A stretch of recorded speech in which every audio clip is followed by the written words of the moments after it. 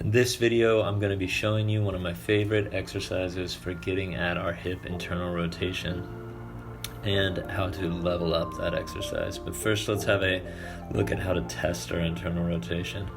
See if you can drop your knee in like I am. This first variation is a bit of abduction, and the second one where we're turning on our toe is a bit more pure internal rotation.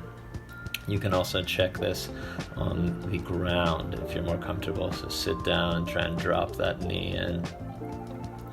At the end, I'll show you a stretch, an active stretch, how to expand this range from that seated position.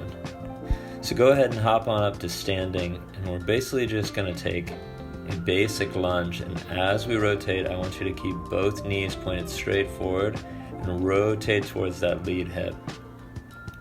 As you rotate, we're going to try and stay straight up in the spine as possible and shift that hip back as we twist.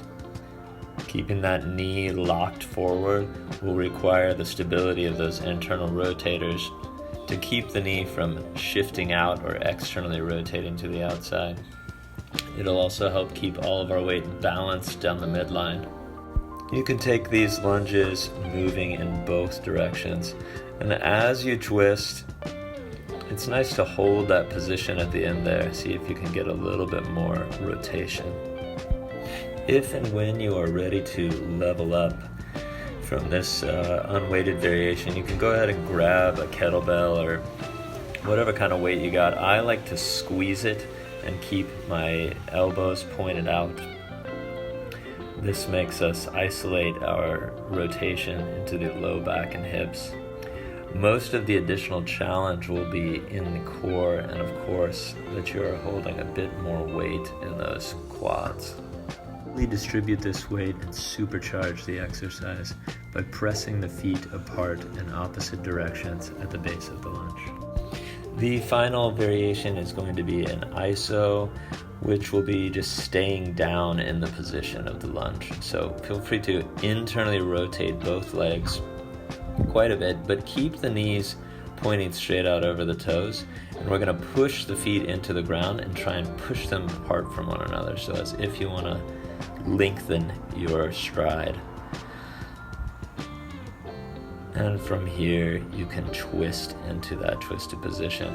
Still, we're trying to suck that lead hip back and work your way up to a minute or even longer holding in these positions. This variation will be great for beginners and advanced. While you are in these holds, in order to deepen the twist, as you inhale, lengthen the spine up and out of the crown, and as you exhale, exhale down through the bottom of the torso and shrink the waist as you twist. And as promised, here is that bonus active stretch end range strengthener to increase your internal rotation in the hip. Go ahead and take one knee down into the deepest stretch you can manage and hang out there for about 2 minutes. Hold here and breathe deep and slow.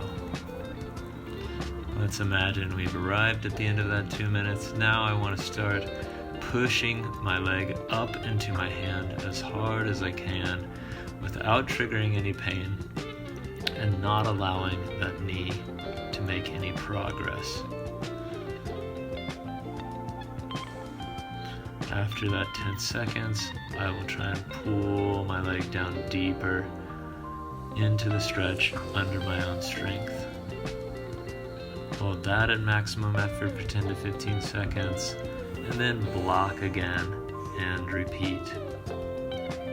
10 to 15 seconds up, 10 to 15 seconds down, and you can repeat this about 3 times per leg before finishing up with an additional 1 minute stretch.